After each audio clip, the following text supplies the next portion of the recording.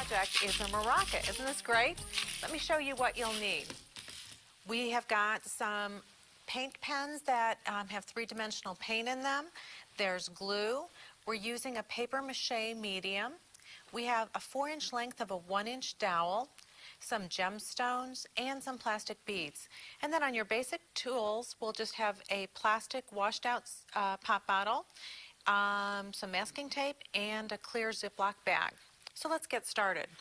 The first thing we want to do is to mix up our paper mache medium. So I've taken half of a package, and that will require 16 ounces of water. And it's better if you use warm water because it'll mix a little easier. I've put it all in a Ziploc bag, and I'm going to add the water and just leave a little till the end. And then I just knead this together until it's all totally mixed.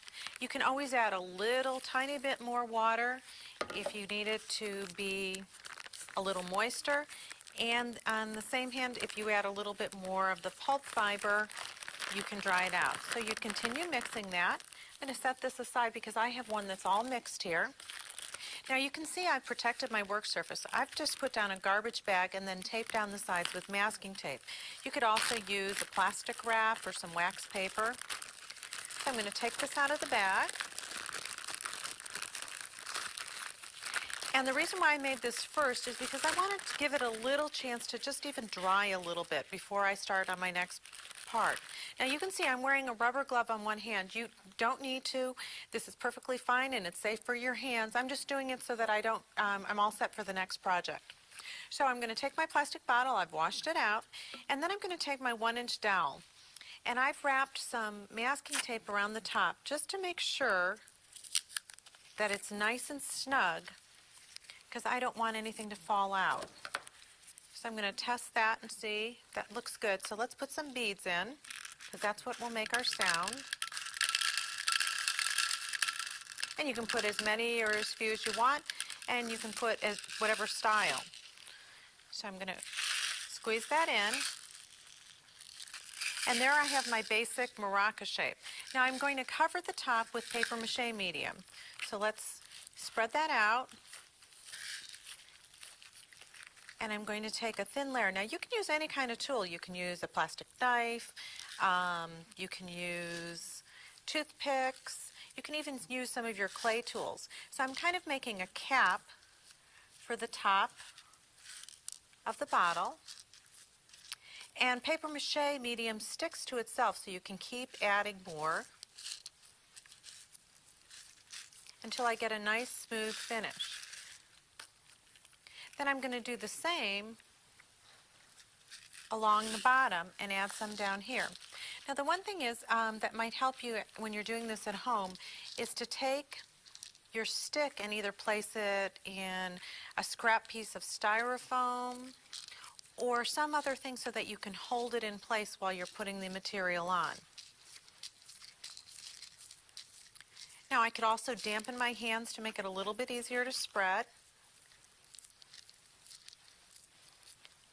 And once the paper mache is all dry too, I can sand it, I can cut it. So if there's any imperfections, I'm going to be able to smooth all of those out.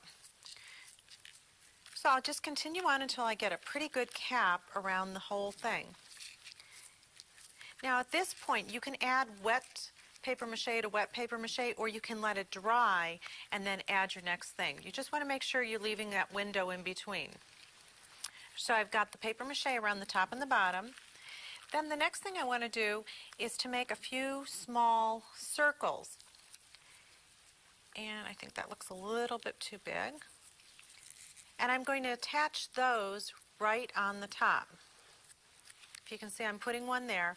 And right now, before it's even, while it's still wet, I'm going to press my gemstone in. I continue around, and I'm going to put 4 more there and put 4 on the bottom. I think I'll slide this down a little bit. I want to have a little bit more room. And you'll take your time at home and get this nice and smooth. So let me set this down, and I'm going to set that aside to dry. I've got one that has the top piece dried. So if you let this dry, then you can come back and do the second piece and let that dry if that's easier for you to do. Now the next thing I want to do is paint it. As you can see, this one is all dry. I'm using an acrylic paint. And look how nice the paper mache takes paint. It just makes it so easy to paint. And I paint across the entire top and bottom, trying to be careful not to get it on my plastic container and to work around my gemstones. You might get a smaller brush as you get into the detail here.